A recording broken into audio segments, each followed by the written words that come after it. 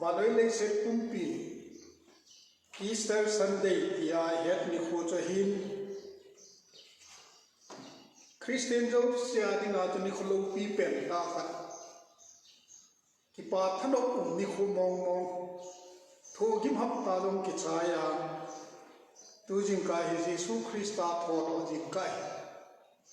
je chun pathin thang wa min ki pa tak mong mong ni khu hi jing Hallelujah pathin thang wa ni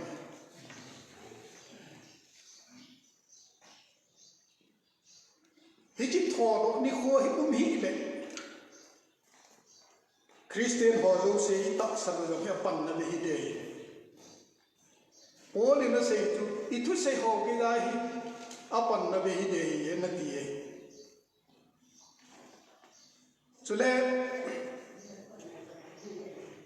Bible a gospel li kisi jen jong hi izamati lo le hi chi tho do ni kho hi sei do a mi zo se na he na ta san ki chi the na ding ai adang zo se yo ki si thai din ta san na ne a je chu Jesus Christa khang la ya chulai government po rom chun mi hon at tho do cho het as ta san lo na di wa cho sum gu pe a tho do poi ti sa ding an na gut na lai yo hi jai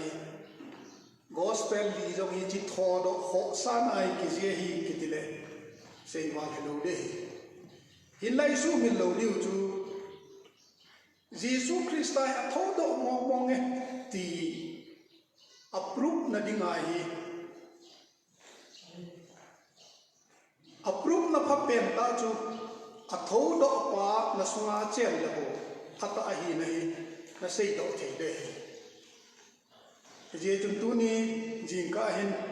til khom na chau chakhat hi chi tho do na hi Christian ho ding ai bi pha chu bom ti ga sei di rin ka dei ama sa pen ta in Jesus Christa tho do hi tha hat nai wa noi a milen milal tam pia thin a tho do ai ti ki japon hin la Bible hin mi thi tho do thu ki jan hin la phat chom chakhat ro ting le a tha thi ki jil ku ke ho tu sim je ma jong hin thi na ko na tha hin do thu ki sein chom chakhat ro ting la thi thu ki sein hin la Jesus Christa ang hi thi na na hen zo lo tu jing kai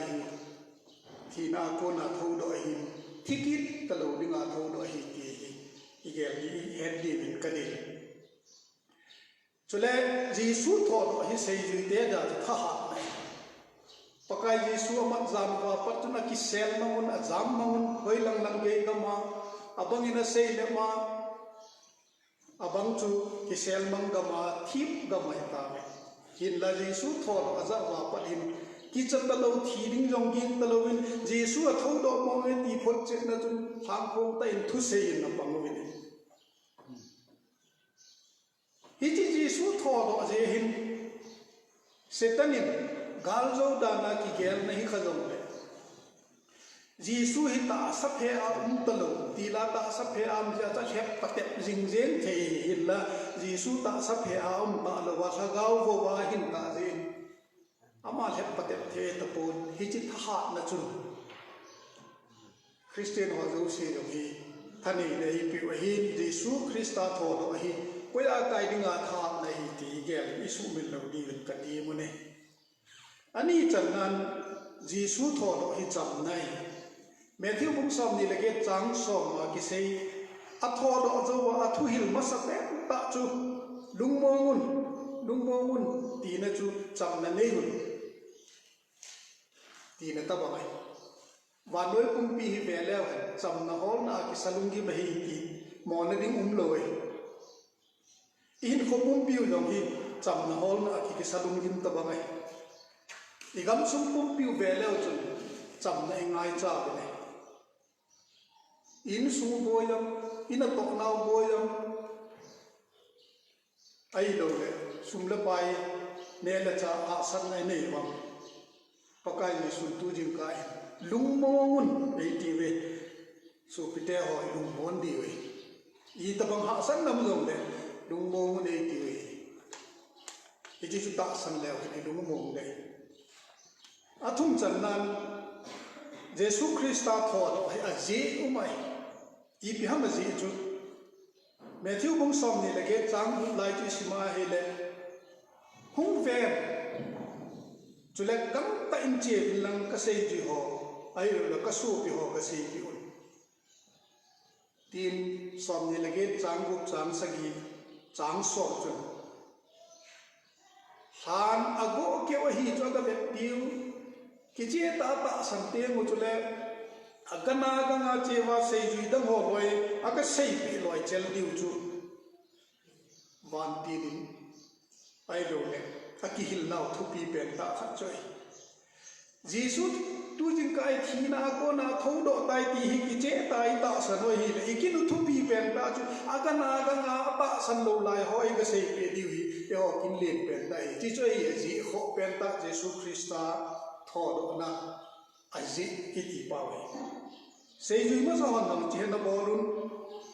John bung khat chang som lia ki patun sim su lew cha andrewin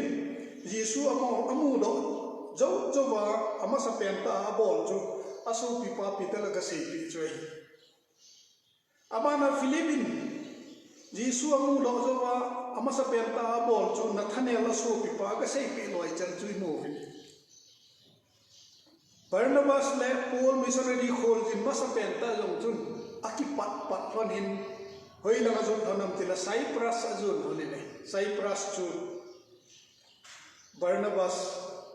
chengna khopie hija chu Jesu he tho lo he tai ti ta san zo vai bol ni wa thu pi pen dei kinai pi so pi pa chu pat na midang zo se Jesu he tho do tai ti hi sei pi di hi kin thu pi pen ta kha ni a chai nan Jesu thi na ko na tho do hi Christian khat dinga chu thillo pi ta ni kho thillo pi ta thu si mai hi chi hin tha ha nei pe vin